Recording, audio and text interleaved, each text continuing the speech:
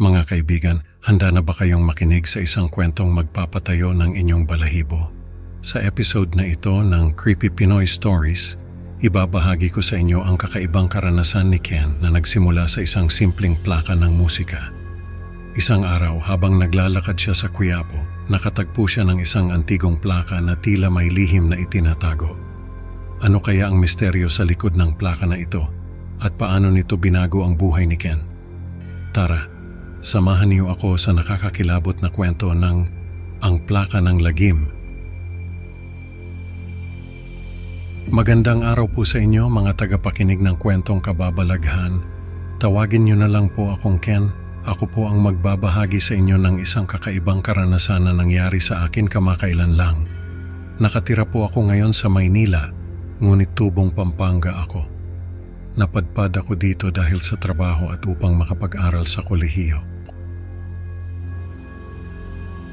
Mahilig ako sa mga antigong gamit, partikular na sa mga plaka. Kaya naman madalas akong magtungo sa Quiapo upang magdagdag sa aking koleksyon. Isang araw, habang naglilibot ako sa mga eskinita ng lumang tindahan ng mga antigo, nakatagpo ako ng plaka na may larawan ni Gary Valenciano sa pabalat. Kaagad itong pumukaw sa aking interes at binili ko ito nang hindi nagdalawang isip. Swerte ka, Ken, wika ni Aling Nena, ang matandang tindera. Bihira na ang mga ganitong plaka. May kakaiba sa kanyang mga mata, tila ba may itinatagong lihim. Pag-uwi, dali-dali kong sinubukan ang plaka sa aking gramophone. Ang tunog ay malinaw, na tila naghatid sa akin pabalik sa dekada 80. Sa kalagitnaan ng aking pagpapahinga, dumating ang mensahe ni Alfonso, nag-aanyaya sa isang hapunan sa kanilang tahanan sa Antipolo. Bagamat may bahagyang pag-aalinlangan, tinanggap ko ang paanyaya.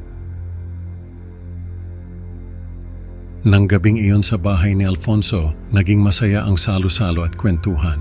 Sa isang sulok ng kanilang sala, napansin ko ang isang lumang plaka. Mahilig ka rin pala sa mga plaka, komento ko kay Alfonso.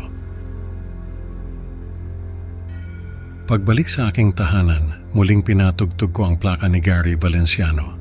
Sa isang bahagi ng instrumental, bigla akong nakarinig ng sigaw na nagpanginig sa aking katawan.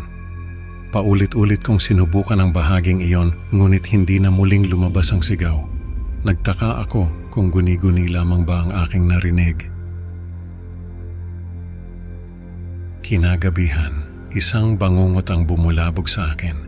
Naglalakad ako sa isang pamilyar na lugar, ngunit bigla itong naging lumang Intramuros.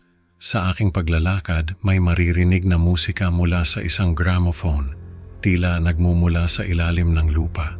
Pilit kong hinanap ang pinanggagalingan, ngunit tila lalo itong lumalayo. Sa gitna ng daan, isang batang babae na nakasuot ng Maria Clara ang aking nasilayan. Ang kanyang sayaw ay pilit at hindi natural. Bigla siyang sumigaw na siyang nagpagising sa akin mula sa bangungot. Nagising ako sa kadiliman ng aking silid, tanging liwanag ay nagmumula sa gramophone na patuloy ang pagtugtog. Hindi ko maipaliwanag ang mga pangyayari. Paulit-ulit na naranasan ko ang bangungot kung saan ang sayaw ng batang babae ay lalong nagiging baluktot at nakakatakot. Sa bawat panaginip, parang may mga butong na babali sa bawat hakbang niya at sa huli, lumalabas na ang dugo mula sa kanyang katawan. Ang kanyang mga mata puno ng puot at takot ay nagpapahiwatig ng galit na hindi ko maintindihan. Nagsimula akong mag-usisa sa mga kaibigan ko tungkol sa mga kakaibang karanasan nila, ngunit wala silang alam na katulad nito. Ayon kay Carlo, Ken, baka naman stress lang yan. Baka kailangan mo lang magpahinga. Ngunit malinaw sa akin na higit pa sa stress ang aking nararanasan. Sa tuwing gigising ako, may dagdag na sigaw sa plaka na tila may ibang nilalang na kasama ko sa kwarto. Dumating sa punto na kusang tumutugtog ang plaka kahit walang pumipindot. Hindi ko ito mapahinto kahit anong gawin ko. Sinubukan kong tanggalin ang plaka sa gramophone, ngunit may puwersang humahadlang sa akin. Natatakot na ako sa bawat tunog na lumalabas mula rito. Tila nagkakaroon na ito ng sariling buhay at hindi ko alam kung paano ito pipigilan. Isang gabi nagpakita ang batang babae mula sa aking mga panaginip. Hindi lamang sa aking mga panaginip kundi pati na rin sa totoong buhay. Bigla siyang lumitaw sa harap ko habang nakikinig ako sa plaka. Sinubukan kong ipakita sa aking mga kaibigan na sina Carlo at Pamela ang kakaibang tunog mula sa plaka. Ngunit hindi nila ito narinig. "Ken, baka naman pagod ka lang," sabi ni Carlo. "Magpahinga ka muna." Ngunit tiyak ako na hindi lamang pagod ang aking nararamdaman.